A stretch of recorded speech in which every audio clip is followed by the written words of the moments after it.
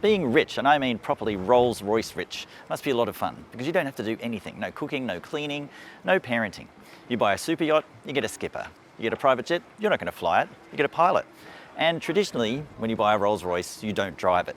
But in the last 15 years, things have changed. 15 years ago, 80% of people who bought Rolls-Royces sat in the back and 20% actually drove.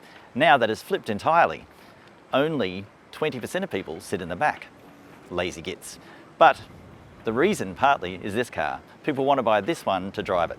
This is the new Cullinan Series II. It's now the biggest selling car in the Rolls-Royce range, and that's because it's an SUV and everybody wants one.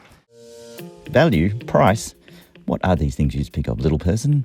Such is the disdain for such things at Rolls-Royce that they wouldn't even tell us what the Series II Cullinan is going to cost when it lands in Australia later this year. The people who can afford one don't much care, of course, but for the rest of us who like to shake our heads and make low whistling noises, you can bet the price will rise just a little from where it was with the original Cullinan, and that was $705,000 for the basic car, or closer to $795,000 for the sportier and blacker black badge variant. Throw in a few options though, and really you're looking at roundly $1 million for one. In terms of value, it's hard to grasp that any car could cost that much, but for a Rolls buyer the equation is very different.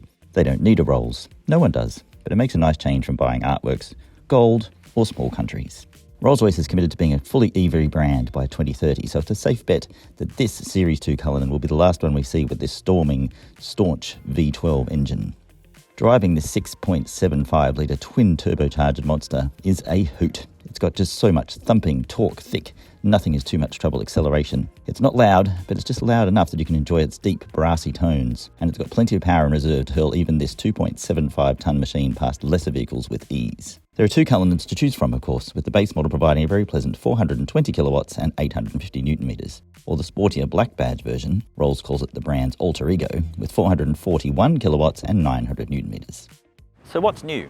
Basically with the Series II, they've changed the front end, they've redesigned this grille, made it wider, it's more flush with the car. You get these new DRLs, which when you're driving in front of one, it looks amazing in your mirrors. It's just so dominating, it owns the road. And the whole thing was already impressive, it's now just ballistically impressive. And you also get these new 23-inch wheels, which are amazing. One of my favorite features is this, it's called the viewing suite. So you can pull up and watch the world go by. In fact, they said you would ideally use this to go and watch your kids play football. If you try that in Australia, you get the halftime oranges thrown at you. There was a lot of chat at the launch about the changes made for Series II, but in summary, they tried to make it look more like a boat, according to exterior design lead Henry Clark. Henry told us that his team doesn't look for speedy, overcomplicated lines, and instead takes inspiration from the luxury world, from super yachts in particular. It's that same sense of scale and grandeur. That's the key to the timelessness of a Rolls-Royce, he said, not sounding grand at all. When they first launched the Cullinan, which was the first ever SUV from Rolls-Royce, I thought, oh no, not you as well. Does everyone have to have an SUV? Is that the only shape of car that the world wants? I think it is. So the first one was typically wonderful to drive, but it looked a lot like a black cab, or a black cab that had mated with an elephant to become gigantic. The Series II is mainly about subtle styling tweaks that fix that. They've changed the rear end, shaped it a lot more, they've given a lot more contour, just a bit more elegant looking. The other big change in the demographics of Rolls-Royce is the average age of the buyer. Now, if I had to guess, I would have said about 75 with 75 million in the bank. But in fact, the average age has always been around 56 for Rolls-Royce buyers. Lucky them. But now, that average age has dropped to about 42, low 40s. And that means that people are buying them more likely to have younger kids, and therefore they need the space and a family car. They still want a Rolls-Royce, but they want a Rolls-Royce family car. Now, a Phantom's not really a family car, a Ghost isn't a family car. But the Cullinan Series II, plenty of room for the dog and the kids in the back. Now, in terms of driving, there's just this instant sense of imperiousness, as if all the other cars on the road are inferior to me. I feel high off the ground, I feel grand, my seat is incredibly comfortable, and the driving experience is just effortless. It's a funny thing because, you know, Rolls-Royce was always the brand that people bought not to drive, to sit in the back of. And this is the Rolls-Royce that people buy to drive. And the fact is, you kind of barely drive it at all. It's very much one finger, minimal effort. The V12 engine's got boundless torque. Everything just feels so easy, relaxing. as is the massage seat that I'm enjoying, and the ventilation through the seat that I'm enjoying. And unfortunately I can't show you this because it would drown me out, the incredible stereo system, which is has to be heard to be believed.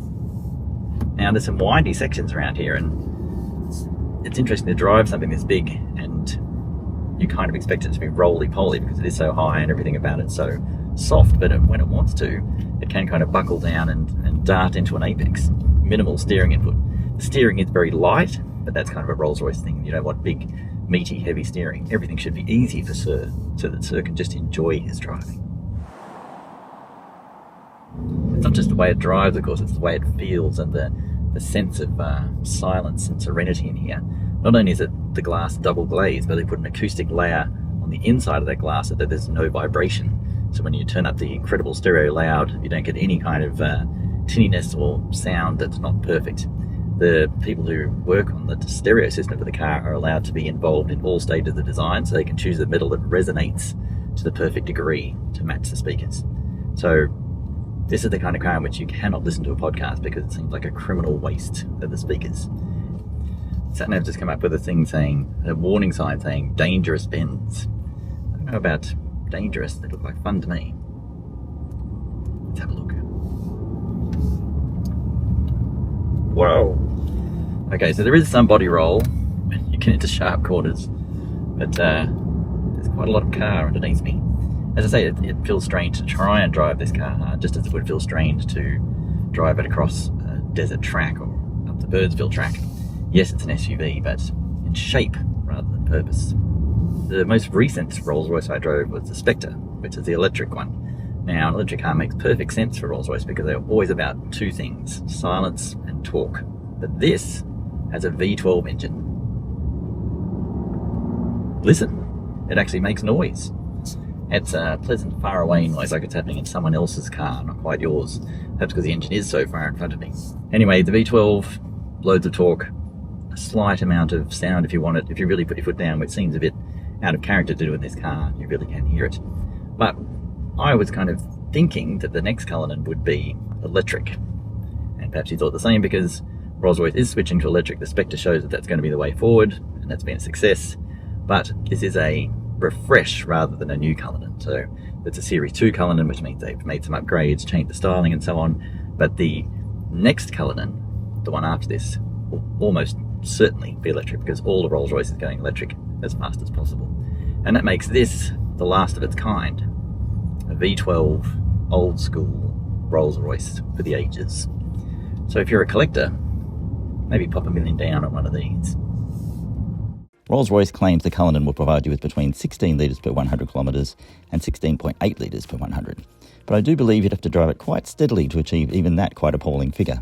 12 cylinders, 2.75 tonnes, you do the math. But it was interesting to note that with a nearly full tank, and we're talking 100 litres of the good stuff, my distance to empty was looking like barely more than 500 kilometres. That's an EV-like number. The Rolls-Royce Cullinan SUV has not been ANCAP tested, but it does feel safe because it feels larger and heavier than a tank. It has 8 airbags and a full suite of active safety tech, including forward collision warning and automatic emergency braking. Questions about service intervals and warranty seem to confuse the people at Rolls-Royce, as if none of their customers have ever bothered to ask. Yes, you would think servicing would be free when you're pushing a $1 million price tag, and the warranty would be for life, particularly considering the low mileage on these things. But it is in fact just a 4-year servicing and warranty offer for Australian customers of this vehicle. So that means unlimited mileage warranty, including all services for the first 4 years, at which point you obviously just go and buy a new one. For all the details, don't forget to go and check out my full written review at carsguide.com.au. So there you have it, the Rolls-Royce Cullinan Series II. Is it a driver's car? Not really. It's not great around super fast corners and stuff, but is it a car you would love to drive? Yes. I think what's most amazing about it is that something this big that does look like a stylish block of flats on wheels can be so easy to drive that you can literally just drive it with 2 fingers. It is, in short, not just a marvel of engineering, but a marvellous of engineering. Very Rolls-Royce.